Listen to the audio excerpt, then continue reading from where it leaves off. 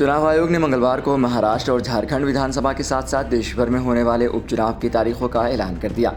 इन चुनावों के अंतर्गत 15 राज्यों की 48 विधानसभा सीटों और 2 लोकसभा सीटों पर मतदान होगा।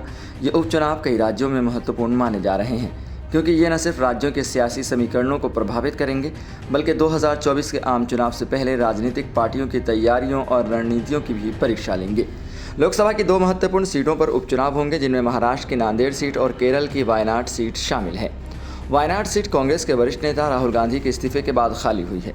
2019 के लोकसभा चुनाव में राहुल गांधी ने वायनाड और अमेठी से चुनाव लड़ा था। हालांकि अमेठी से हारने के बाद उन्होंने वायनाड की सीट से जीत हासिल की और इस सीट का प्रतिनिधित्व किया, परंतु राहुल गांधी ने नियमों के अनुसार वायनाड सीट से इस्तीफा दे दिया, जिससे यह सीट रिक्त हो गई।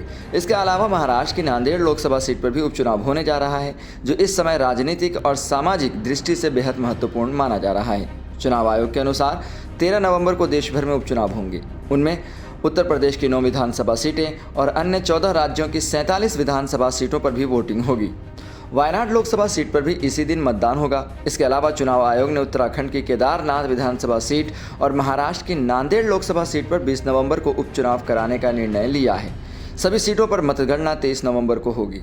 उत्तर प्रदेश के संदर्भ में यहां कुल 10 विधानसभा सीटों पर उपचुनाव होने थे, लेकिन मालीपुर सीट पर चुनाव आयोग ने अभी तारीख की घोषणा नहीं की है।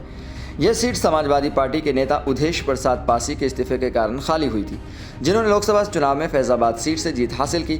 यूपी की जिन अन्य सीटों पर उपचुनाव होगा उनमें कानपुर की सैसमियों, प्रयागराज की फूलपुर, मैनपुरी की करहल, मिर्ज़ापुर की मझवा, अयोध्या की मलिकपुर, अंबेडकर नगर की कटिहारी, गाज़ियाबाद की सदर, अलीगढ़ मुरादाबाद की कुंदरकी और मुजफ्फरनगर की मीरापुर शामिल हैं। ये सभी सीटें प्रदेश की राजनीतिक परिदृश्य को प्रभावित करेंगी। राजस्थान में कुल 7 विधानसभा सीटों पर उपचुनाव होंगे, जिनमें दौसा, देवली, अनियारा, सुलिनबार, झुंझुनू, चौरासी, खानेसोर और रामगढ़ शामिल हैं। यहाँ भी 13 नवंबर को मतदान होगा और 23 नवंबर को परिणाम घोषित होंगे। छत्तीसगढ़ में रायपुर दक्षिण विधानसभा सीट पर भी 13 नवंबर को वोटिंग होगी। चुनाव आयोग के निर्देशों के अनुसार नामांकन पत्र दाखिल करने की आखिरी तारीख 25 अक्टूबर होगी और नामांकन पत्रों की जांच 28 अक्टूबर को ही की जाएगी। उम्मीदवार 30 अक्टूबर तक अपने नामांकन वापस ले सकते हैं।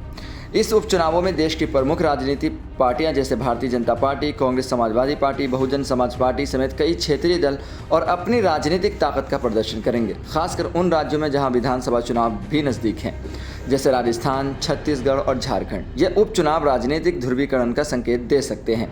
वायनाड की लोकसभा सीट कांग्रेस के लिए महत्वपूर्ण मानी जा रही है, क्योंकि राहुल गांधी की प्रतिष्ठा इससे जुड़ी हुई है। वहीं नांदेड़ सीट शिवसेना एकनाथ शिंदे और कांग्रेस के बीच मुकाबले का केंद्र हो सकती है। उत्तर प्रदेश में भाजपा का मजबूत किला माना जाता है, लेकिन सपा और बसपा के उम्मीदवार यहां चुनौतियां पेश कर सकते हैं।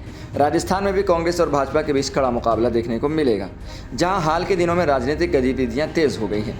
इन उपचुनावों के नतीजे न केवल राज्यों के राजनीतिक भविष्य को प्रभावित करेंगे, बल्कि आगामी 2024 लोकसभा चुनाव की दिशा और दशा तय करने में भी महत्वपूर्ण भूमिका निभाएंगे।